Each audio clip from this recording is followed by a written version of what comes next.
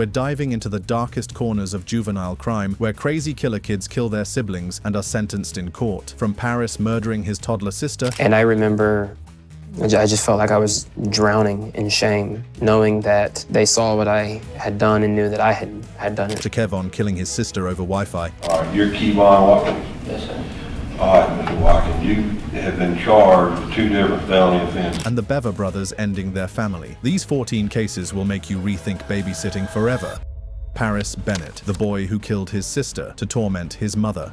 13-year-old Paris Bennett possessed an IQ of 141, making him brilliant enough to understand exactly what he was doing when he sexually abused and stabbed his 4-year-old sister Ella 17 times in their Abilene, Texas home in February 2007. This wasn't some spontaneous burst of rage or jealousy gone wrong. This was calculated, cold-blooded murder with a motive so twisted it still haunts investigators today. Paris didn't kill Ella because he hated her. He killed her because he wanted to inflict maximum psychological torture on their mother, Charity Lee. The attack occurred after Paris convinced the babysitter to leave early, giving him complete access to his unsuspecting sister. He later told investigators with chilling clarity, "I wanted to punish my mother and make her suffer. If I killed myself, she'd only suffer for 15 minutes, but without Ella, she'd suffer forever." After the brutal assault, he casually called a friend before dialing 911, initially claiming he saw Ella as a pumpkin-headed demon on fire due to hallucinations. In court, Paris was tried as a juvenile and sentenced to 40 years in prison in 2009, the maximum possible for his age. His courtroom demeanor was as disturbing as his crime, showing little remorse and later taunting his mother during prison visits with phrases like, "I enjoy watching your pain." But Paris Bennett's calculated cruelty wasn't an isolated incident in the world of sibling murder. Sometimes the violence comes from multiple perpetrators working together, as we'll see next.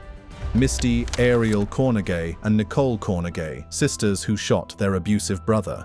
In the pre-dawn darkness of January 5, 2015, 15-year-old Misty Ariel Cornegay climbed through a window into her parents' locked bedroom, cut the screen with a knife, and retrieved a 9mm handgun from a pink bag. Her 11-year-old sister Nicole had already unlocked Ariel's bedroom door, freeing her from what authorities would later describe as inhumane conditions, being locked in her room for up to 20 days with only a blanket and a bucket. Their target wasn't a stranger or random victim, but their 16-year-old brother Damien, who had been left in charge while their parents traveled. The sisters' household in White Springs, Florida, was a nightmare of neglect and abuse. Their father was a long-haul trucker, frequently absent, their mother unemployed, and Damien wielded authority through violence and confinement. Ariel had endured years of physical beatings and psychological torture, including being imprisoned in her bedroom as punishment. The family's dysfunction was compounded by previous trauma. Ariel had been molested by her uncle in 2010, and there were documented incidents of inappropriate contact between the siblings. That fateful morning, Ariel found Damien sleeping on the living room floor and shot him once in the throat, killing him instantly. Nicole assisted by taking their 3-year-old sister to safety in a closet during the shooting. After the murder, both girls packed belongings and walked 4 miles to a Dollar General store, where Ariel's breakdown and confession to police revealed the years of torment that led to this moment. In court, both sisters were charged with second-degree murder as juveniles rather than adults, with State Attorney Jeff Siegmeister citing their traumatic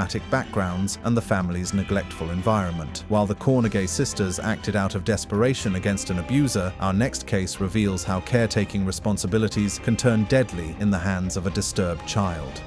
Nicholas Kedrowitz, the babysitter who smothered toddlers for their freedom.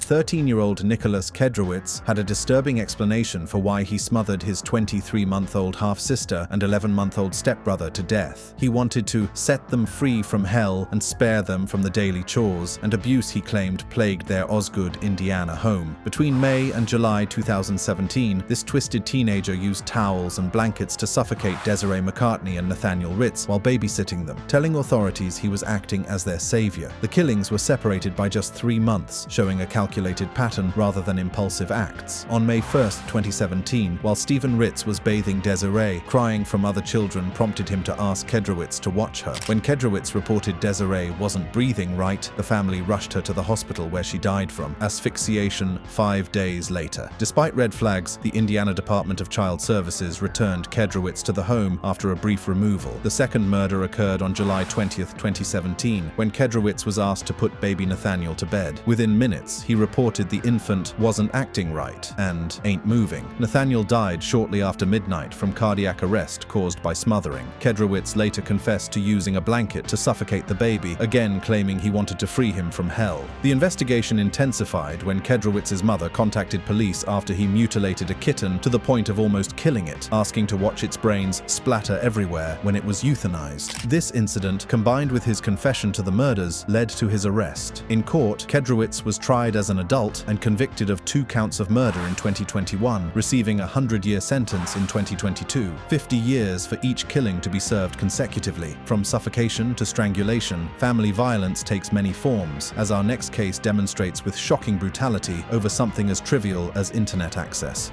Kevon Watkins, the teen who strangled his sister over Wi-Fi.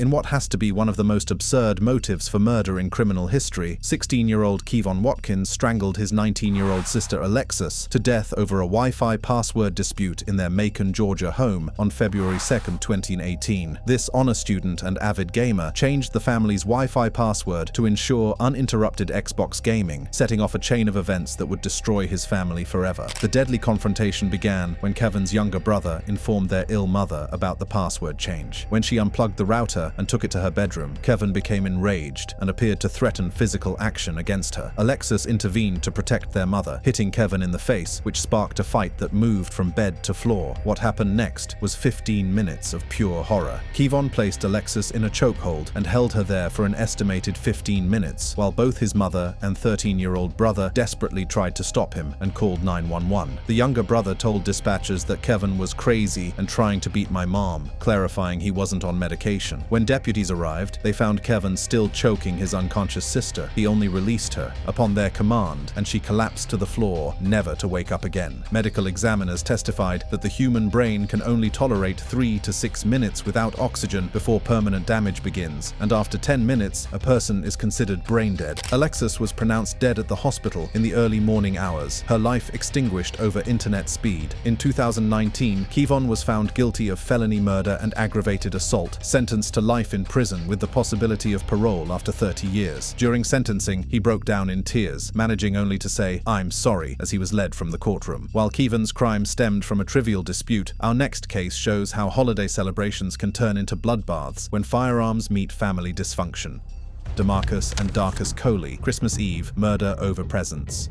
Christmas Eve 2023 should have been filled with joy for the Coley family in Largo, Florida, but instead it became a nightmare when 14-year-old DeMarcus Coley shot his 23-year-old sister Abrielle Baldwin dead over jealousy about Christmas gifts, only to be shot by his 15-year-old brother Darcus in retaliation. This wasn't your typical sibling squabble. Both brothers regularly carried firearms and had prior arrests for auto burglaries. The family had been shopping for Christmas gifts earlier that day when tensions arose because DeMarcus believed Darcus was receiving more expensive presents. Back at their grandmother's home, this petty jealousy escalated into a family spat that would leave one dead and another wounded. Sheriff Bob Gualtieri later noted that both brothers carried guns all the time, despite being minors, a recipe for disaster waiting to happen. The violence erupted when DeMarcus exited to the driveway, pulled out a .40 caliber semi-automatic handgun, and threatened to shoot Darcus. When their uncle separated them and Abrielle tried to calm the situation while holding her 11-month-old son, DeMarcus pointed the gun at her and fired a single shot into her chest at close range. She collapsed, dropping the baby, who was mercifully unharmed. Darcus responded by retrieving his own .45 caliber handgun and shooting DeMarcus once in the stomach, yelling, "You killed my sister!" before fleeing the scene and discarding his weapon. Deputies arrived to find Abrielle dead and DeMarcus requiring emergency surgery. DeMarcus was charged as an adult with first-degree murder, child abuse, and firearm possession by a minor. Darcus faced attempted first-degree murder and evidence tampering charges.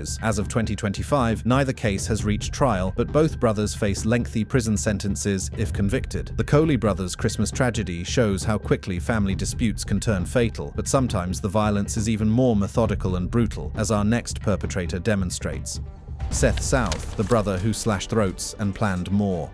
23-year-old Seth South didn't just kill his teenage half-brothers on October 9, 2024, he slashed both their throats with surgical precision and was allegedly heading to Missouri to murder another sibling when police stopped him. The Poulsbo, Washington massacre was methodical, brutal, and far from over when authorities intervened. Seth called 911 claiming 17-year-old Scotty Bass had slit his own throat in an apparent suicide. But when deputies arrived at the family home on Scandia Road, they discovered a horrific scene that told a different story. Scotty was found face down in the kitchen in a pool of blood with a kitchen knife nearby, his throat slashed. 16-year-old Sebastian Bass was discovered at the top of the staircase in an unusual position, also with his throat cut and surrounded by blood. The evidence at the scene told the real story. Handguns, magazines, bullets, and multiple knives were found throughout the house, along with signs that Seth had fled before deputies arrived. A statewide manhunt ensued, and he was captured that night by Pierce County deputies after stop sticks deflated his tires. Blood was found on his vehicle's shift knob, driver's seat, and clothing. During questioning, Seth reportedly admitted to stabbing and slashing one brother, but claimed that brother killed the other, a narrative prosecutors completely rejected. Even more chilling, family members reported he told them he was traveling to Missouri to kill another sibling, suggesting this was just the beginning of a larger plan. Seth was charged with 2 counts of second-degree murder and third-degree assault after attacking a detective during custody transfer. His bizarre courtroom behavior included smirking and attempting to walk out despite being shackled. While Seth's violence appeared calculated, our next case shows how claims of supernatural influence can mask more earthly motives for murder.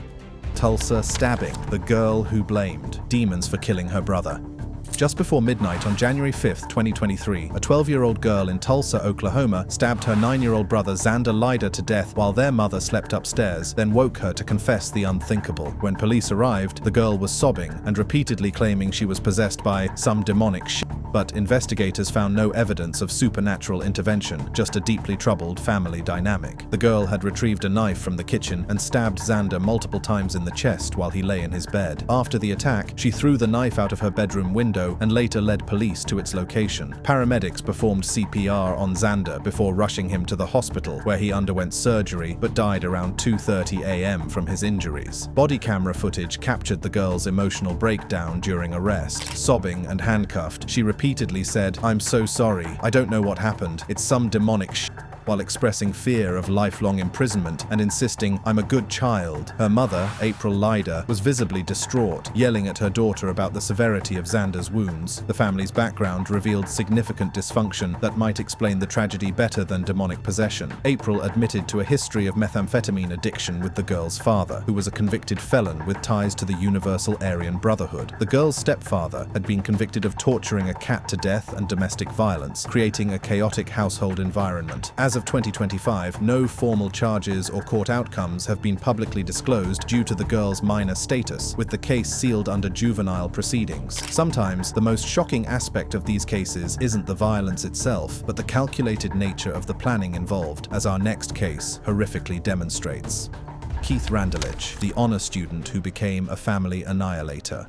17-year-old Keith Randelich was an honor student at Lincoln Way East High School with no disciplinary problems or apparent red flags, making his actions on May 22, 2009 all the more shocking when he lured his 4-year-old half-sister Sabrina Clement to the basement of their Mokena, Illinois home and slashed her throat before stabbing her 30 times. This wasn't a momentary lapse of judgment, it was a premeditated execution carried out with chilling, a precision. Keith told Sabrina, who was wearing pink and blue pajamas with her hair in a ponytail, that he loved her before pulling a 5-inch steak knife from his pocket. The little girl, who considered Keith her best friend, trusted him completely as he instructed her to lie on the floor. What followed was pure horror. Sabrina screamed, begged him to stop, and asked, "Why are you killing me?" But Keith continued until he felt bone and knew there was no going back. After the attack, Keith dropped the knife between her feet, kissed her forehead, and said, "I'm sorry, I had to do it," before calling 911 twice, first saying, "Come over quick," then, "Get over here." When Mokena police arrived, they found Keith covered in blood, calmly admitting, "I murdered my half-sister," before leading officers to Sabrina's body in the basement. Keith's stated motive was equally disturbing. He claimed he killed Sabrina to save her from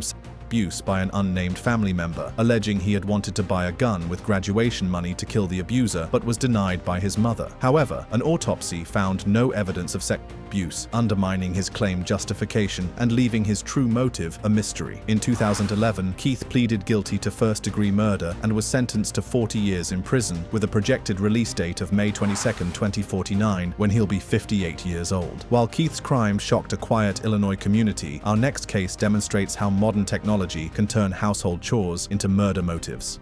Demetra Fleurimond, the teen who killed over kitchen tiles. In what might be the most ridiculous motive for murder since the Wi-Fi password killing, 15-year-old Demetra Fleurimond shot his 23-year-old brother Kevin Dominique multiple times in August 2025 over being asked to clean kitchen tiles, then dumped the body in a Dania beach canal like garbage. This wasn't some explosive rage incident, it was calculated murder, followed by deliberate body disposal that showed complete disregard for human life. The conflict began when their mother Marie Ginty returned home to find the kitchen tiles clean and remarked to Demetra about Kevin asking him to do the chores. According to Ginty, this task angered Demetra, who felt picked on and bullied by his older brother for years, though he denied any physical abuse when asked by authorities. The resentment over perceived unfair treatment became the justification for cold-blooded murder. After shooting Kevin multiple times, Demetra placed his brother's body in Kevin's car and drove to a canal near Ocean Waterway Boulevard and Old Griffin Road, where he dumped the corpse like he was disposing of trash. He then abandoned the car in a library parking lot, attempting to cover his tracks. The body was discovered floating in the canal on August 19, 2025, with multiple gunshot wounds. Demetra confessed to the killing and admitted to attempting to hide evidence by disposing of the body. He was arrested and charged as an adult with first-degree murder with a firearm, facing the possibility of life imprisonment. His emotionless courtroom appearance on August 20, 2025, showed no remorse for destroying his family over kitchen cleaning duties. From individual acts of sibling violence, we now turn to cases where entire families become targets, starting with one of the most shocking family annihilations in recent memory: the Fall City Massacre, framing a dead brother for mass murder. On October 21, 2024, a 15-year-old boy systematically executed his parents and 3 siblings in their Fall City, Washington home, then attempted to frame his dead 13-year-old brother for the massacre. This wasn't random family violence, it was a calculated plan that included staging a murder-suicide scene and lying to 911 dispatchers about his brother's supposed breakdown. Using his father's Glock handgun, the teenager fired 14 shots between 4:30 and 4:55 a.m., killing Mark Humiston, 43, Sarah Humiston, 42, Catherine, 7, Joshua, 9, and Benjamin, 13. The only survivor was his 11-year-old sister, who was shot in the neck and hand, but managed to escape through a bedroom window after playing dead. Her testimony would prove crucial in exposing his lies. The suspect called 911, claiming Benjamin had shot my whole family and committed suicide too, alleging his brother was disciplined for viewing pornography. To support this narrative, he placed a second Glock in Benjamin's left hand, trying to make it look like suicide. However, forensic evidence, including the absence of blood patterns consistent with suicide and the surviving sister's account, completely debunked his story. The Humiston family lived an isolated, controlled lifestyle shaped by what court documents described as rigid, militant survivalist ideology and extreme religious beliefs. They homeschooled their children, limited social interactions, and distrusted government institutions, creating an environment where firearms access was normalized, but family dysfunction festered beneath the surface. The teenager was charged with 5 counts of first-degree aggravated murder and 1 count of attempted murder, with prosecutors seeking to try him as an adult. The Fall City Massacre represents calculated family annihilation, but our next case shows how the pursuit of notoriety can drive brothers to even more systematic slaughter. The Bever brothers, fame-seeking family killers. Robert Bever, 18, and Michael Bever, 16, didn't just want to kill their family, they wanted to become famous for it. On July 22, 2015, these brothers armed themselves with knives, hatchets, and body armor to systematically butcher their parents and 3 younger siblings in their Broken Arrow, Oklahoma home, planning to record the murders and embark on a cross-country killing spree that would make them more notorious than the Columbine shooters. The massacre began around 11:30 p.m. when the brothers lured 13-year-old Crystal to their bedroom, where Robert grabbed her from from behind and slit her throat. When she fought back screaming, he stabbed her multiple times before moving on to their mother, April, who was brutally attacked with at least 48 stab wounds to the head, neck, and torso. The violence continued as they tricked 12-year-old Daniel into opening his locked door by pretending Michael was in danger, then stabbing him 21 times while he was on the phone with 911 dispatchers. David Bever was stabbed 28 times, and the youngest victims, 7-year-old Christopher and 5-year-old Victoria, were found in a bathroom, each stabbed over 20 times. The brothers intended to decapitate 2-year-old Autumn, but ran out of time when police arrived. Crystal's survival was miraculous. She played dead on the front lawn until officers found her and identified the attackers as her own brothers. The brothers had meticulously planned their killing spree for at least a year, with Robert purchasing knives, body armor, and ammunition online, using earnings from his job at a Christian call center. They had ordered 2,000 rounds of ammunition to arrive the day after the murders and arranged for guns to be delivered to a local shop. Their goal wasn't just family murder. They wanted to record everything, dismember the bodies, and store them in attic bins before embarking on random killings across the country. Robert pleaded guilty in 2016 and received 5 consecutive life sentences without parole, while Michael was convicted in 2018 and sentenced to multiple life terms with parole possibility after decades. During his confession, Robert showed no remorse, laughing about killing and describing it as a hobby, while expressing his desire for fame by comparing himself to a god for taking multiple lives. While the Bever brothers sought notoriety through mass murder, some sibling killings end in the ultimate escape from consequences through Ethan Austin, the murder-suicide that left no answers. 12-year-old Ethan Austin's case is particularly haunting because it ended before anyone could understand why he shot his 16-year-old stepsister Caitlin 8 times before turning the gun on himself in their Kennewick, Washington home on June 9, 2014. Unlike other cases where perpetrators survived to explain their actions, Ethan took his motives to the grave, leaving his family and investigators with nothing but questions and grief. Andrew Austin returned home from work around 5 p.m. to discover both children dead from gunshot wounds in one of the bedrooms. Ethan had used his father's handgun to shoot Caitlin multiple times in the head and torso before firing a single fatal shot to his own head. The weapon was recovered near the bodies, and forensic analysis confirmed it was the gun used in both the homicide and The Austin family appeared stable from the outside. Ethan was a Boy Scout involved in community activities, while Caitlin was a popular junior at Kamiakin High School, known for her involvement in cheerleading and music. Neighbors described them as a typical blended family, with no history of domestic violence or obvious dysfunction. There were no prior police calls to the residence, no child welfare interventions, and no apparent warning signs that such violence was brewing. The investigation found no evidence of drugs, alcohol, or third-party involvement. Toxicology reports came back clean, and there were no signs of forced entry or struggle beyond the shootings themselves. The absence of a suicide note or prior threats left investigators and the coroner's office with no clear explanation for Ethan's actions. On October 8, 2014, Coroner John Hansons officially ruled Caitlin's death a homicide and Ethan's a suicide, closing the case administratively since the perpetrator was deceased. While Ethan Austin's motives died with him, our next case shows how adult manipulation can turn children into willing accomplices in family murder. Jasmine Richardson, the 12-year-old seduced into family slaughter. 12-year-old Jasmine Richardson didn't just witness her family's murder, she actively participated in killing her parents and 8-year-old brother alongside her 23-year-old werewolf boyfriend Jeremy Steinke in Medicine Hat, Alberta on April 23, 2006. This wasn't teenage rebellion gone wrong. It was calculated family annihilation orchestrated by an adult predator and carried out by a child he'd groomed into believing murder was romantic. The conspiracy began when Jasmine met Steinke at a punk rock concert in early 2006.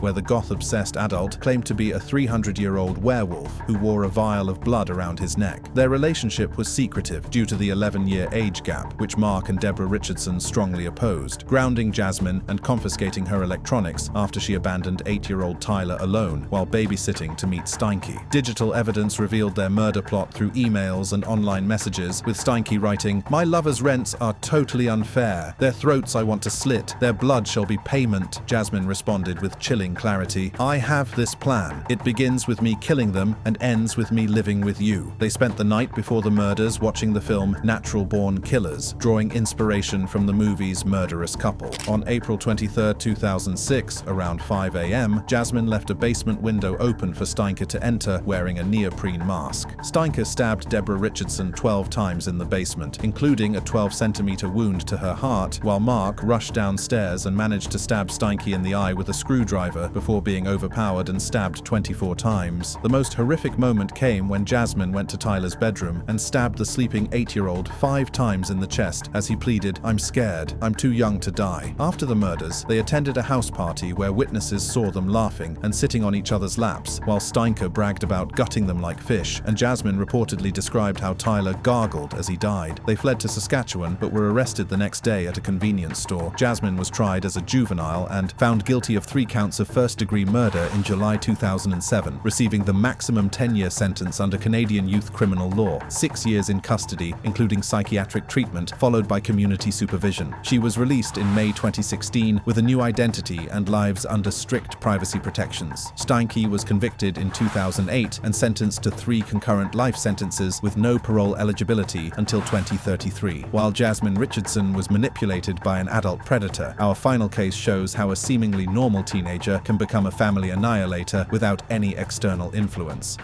Mason Sisk, the honor student who executed his entire family.